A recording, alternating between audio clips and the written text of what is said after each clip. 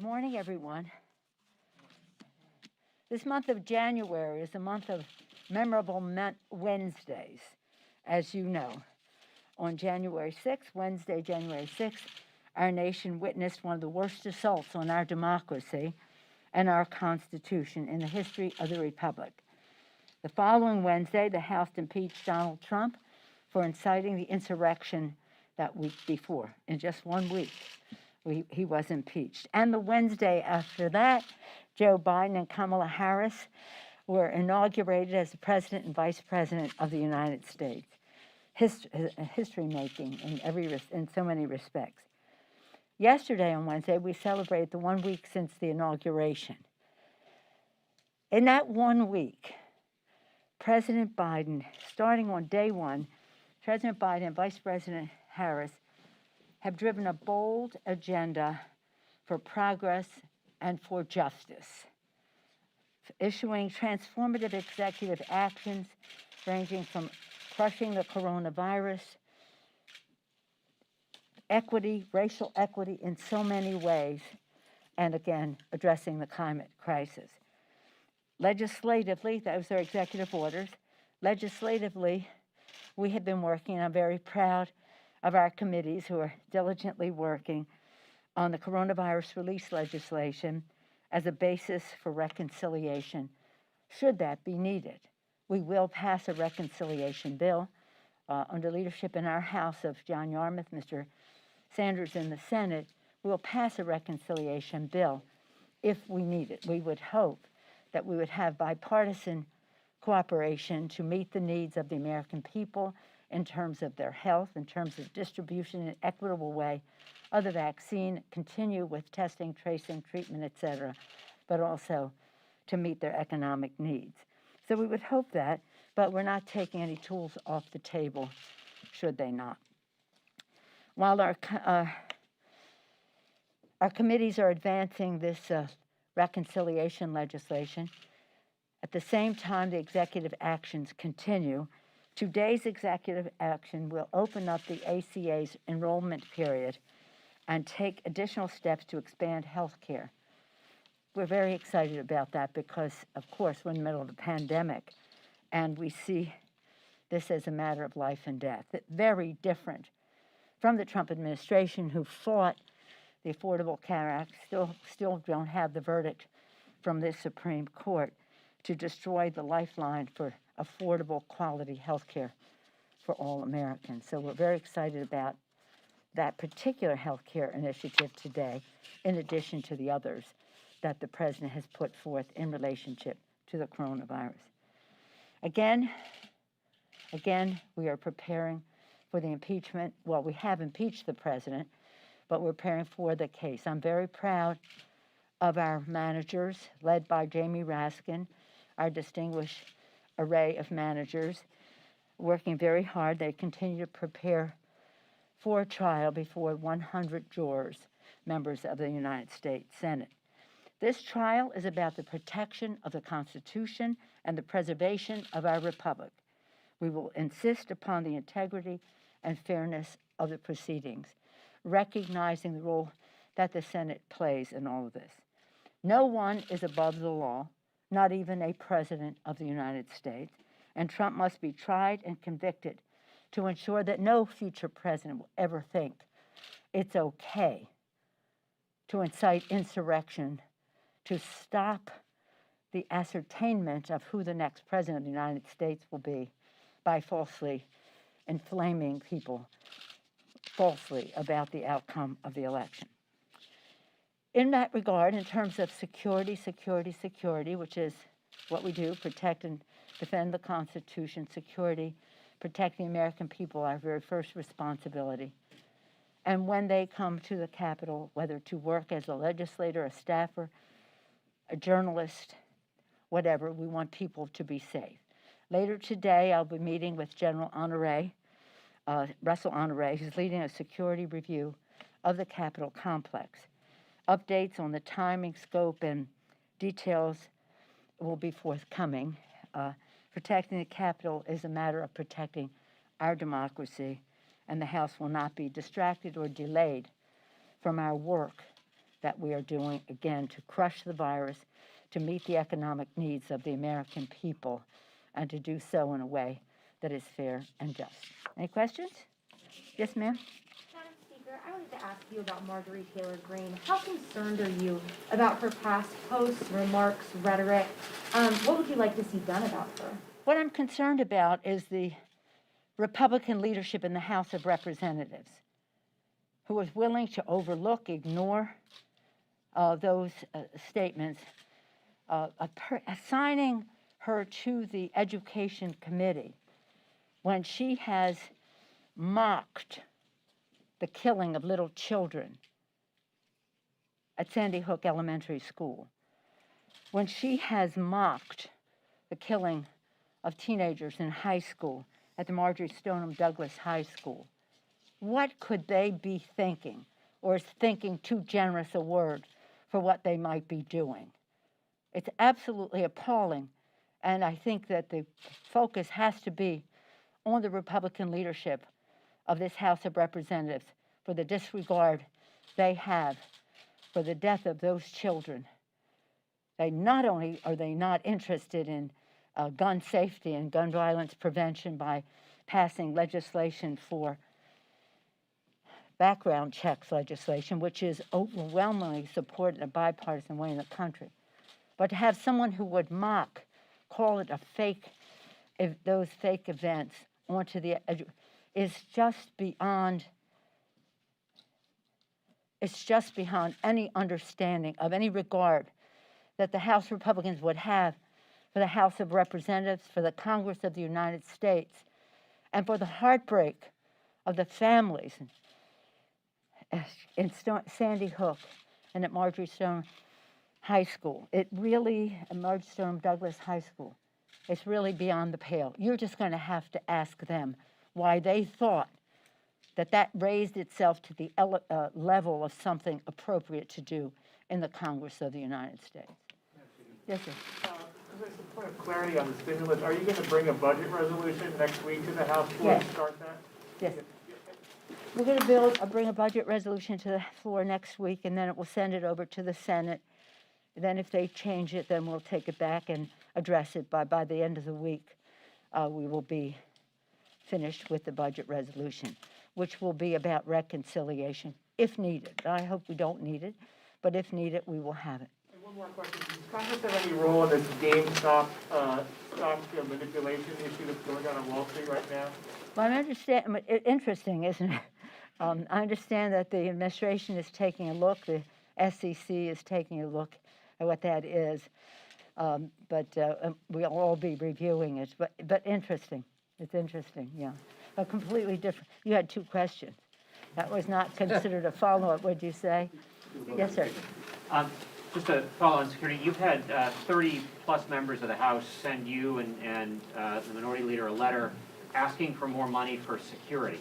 You have members who are worried about not only their safety at the Capitol, but when they go back to their home districts. Yeah. You have a member who has talked about executing you.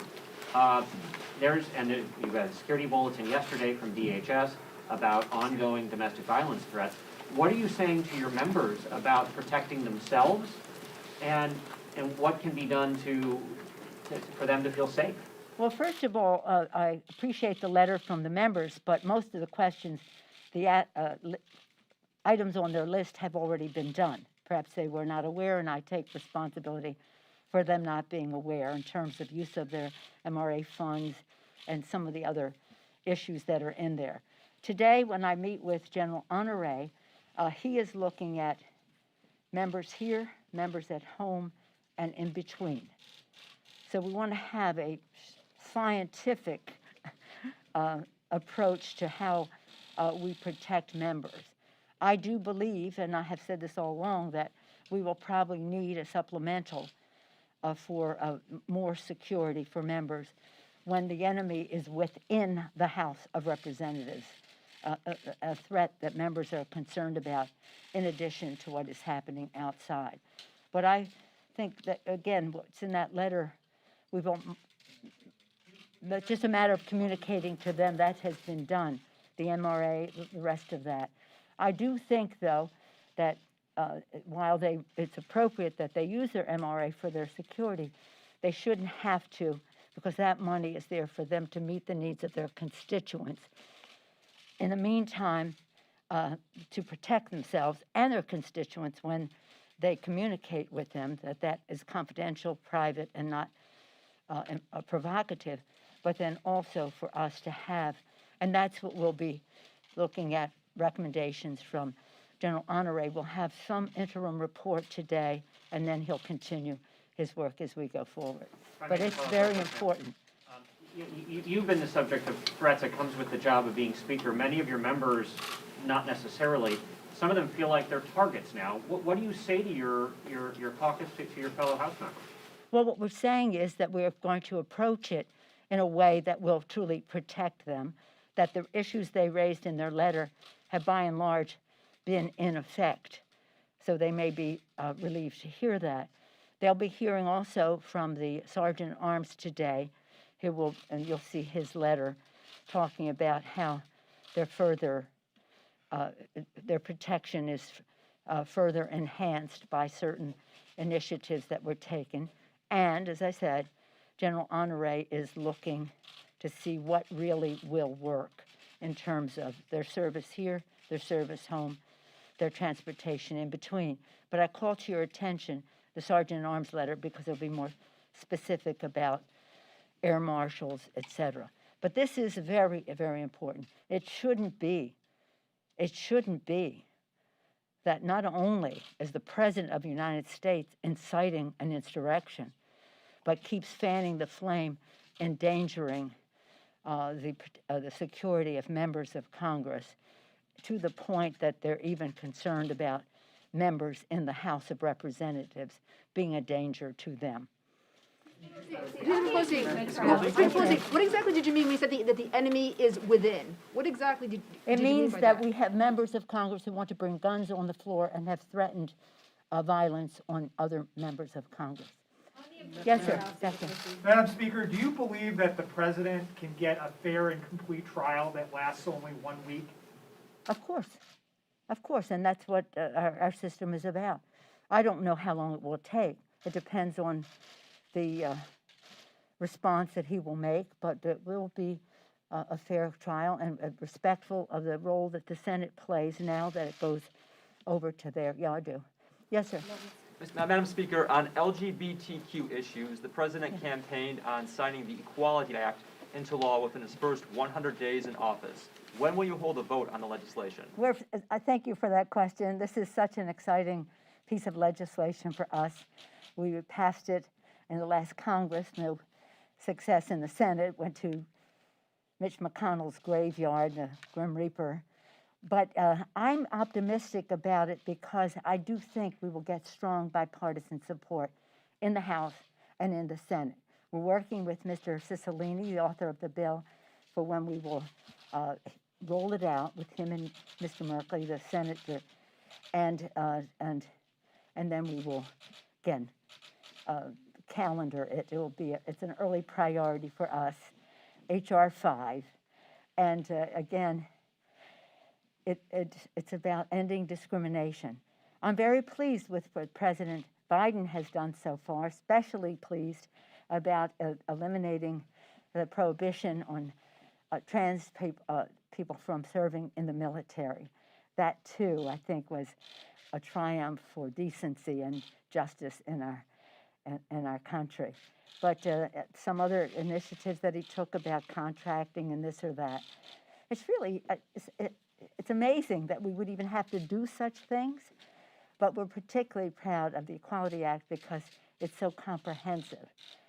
And again, ending discrimination in the workplace and in every other aspect of life not only is good for the LGBTQ community, for our whole society, but also for the businesses that want the very best. They should be hiring without any concern of complaint about the diversity that they are introducing into their. That's why we think we'll have strong bipartisan support. We think the business community will help us in the Senate. Yeah. One more. Yes, Why sir. don't you- No, sir, I said. Sir? Thank you, madam. Yes, sir. Do you believe that, you say reconciliation is a backstop, that you'd rather have a bipartisan bill? Yes. Always. But it sounds like you're not optimistic that that will happen. Is that a correct Well, we have to interpretation? be ready. I do think that we have more leverage getting cooperation on the other side if they know we have an alternative as well. But I would think if we're talking about additional funding for vaccines to be, not only production, but their distribution, if we're talking about putting money into the pockets of the American people with the direct payments, if we're talking about supporting state and local government so that they're able to implement all these things, open our schools, our healthcare workers, our police and fire, first responders, our teachers, transportation, sanitation, food workers. I would hope that the Republicans would be supportive of that. Many of the localities that will benefit have Republican mayors and Republican county executives. So I would hope that we would be able to do it in a bipartisan way.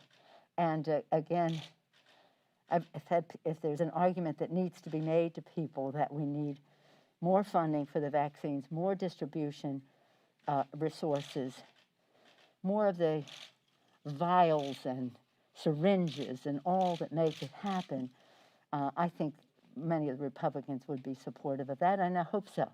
But we cannot not have it happen. We have to act, and that is why I said we want it to be bipartisan always, but we can't surrender if they're not going to be doing that. Instead, we will pass it. Thank you all very much. Green be expelled from the House, Madam Speaker, do you think she should be expelled? Did Vice President Mike Pence come testify?